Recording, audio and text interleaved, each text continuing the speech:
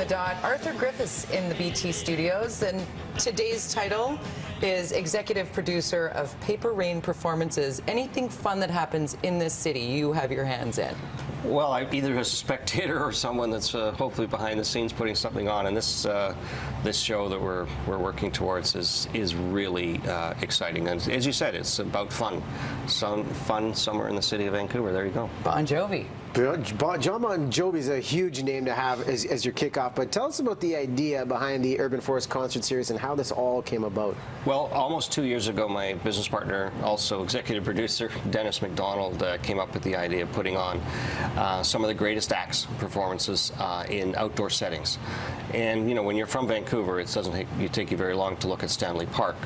And you can appreciate in any urban setting, and you talk about Stanley Park in our case, the challenges of getting the permission of the city of Vancouver, and of course, most importantly, the Parks Board. And he diligently worked at that quietly behind the scenes. All of the mountains of paper and legwork, and more importantly, negotiations and meetings took place. And then the next phase, of course, is finding the act. And although that wasn't easy in relative terms, it was a little bit quicker. How did you choose Bon Jovi? Well, it really came down to a few things. One was someone that we recognized had a vast, broad appeal, and more importantly, had an audience that when we did put this show on, would, let's say, leave the park in good stead. So he was, as a world touring artist, now is #1 in the world the last 3 years in terms of acts and engrossing revenue. So we said this is our guy. It's going to bring a great deal of energy and enthusiasm to something like this. Now, the billing on this is an eco-friendly concert series. We've seen the fallout from,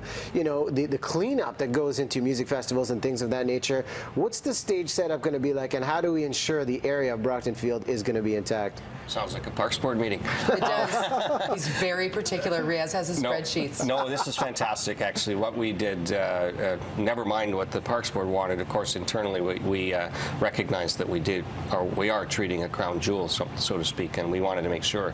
So recycling on the site, including composting, is part of the background of this whole show. On top of all of that, when you see takeaway pictures of other events, a couple of things are being different. One, and most importantly, is that the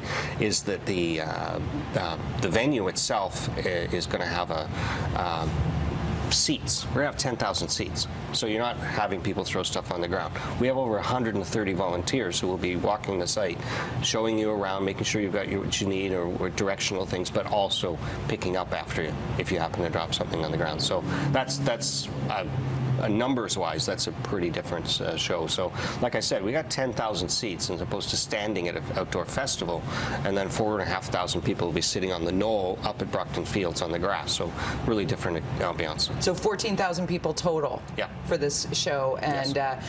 The ask that please, whatever you bring, you take with you out. This is where Vancouver 125 was, right? This is where that Spirit of the West concert was. That's right. The birthday and party. Sarah McLachlan a couple years back. Yeah. And that's the cool thing is that the park said, okay, we know how to do this. We've done this before. This is sort of taking it to the next level, because this will be the largest outdoor concert in the Lower Mainland ever.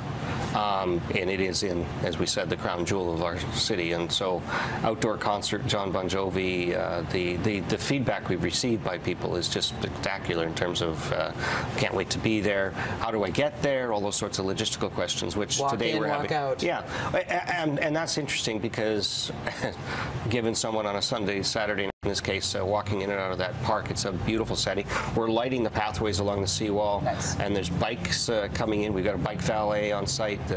I think we've covered as much as one can, recognizing it's not designed to do this every night, but we're going to do our best to make sure that people have a great experience and, most importantly, have some great memories. Well, as an ambassador for the Parks Board, indirectly, I could say I'm impressed, Arthur. There's been some planning on this.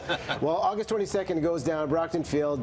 Tickets tonight.ca is where we can buy tickets. Yep. And many of these profits are actually going to a great cause, so you can find out more about that on the website. Arthur, thanks so much for coming by. Thank you both very much. Enjoyed it. It's going to be a great show. 8:40.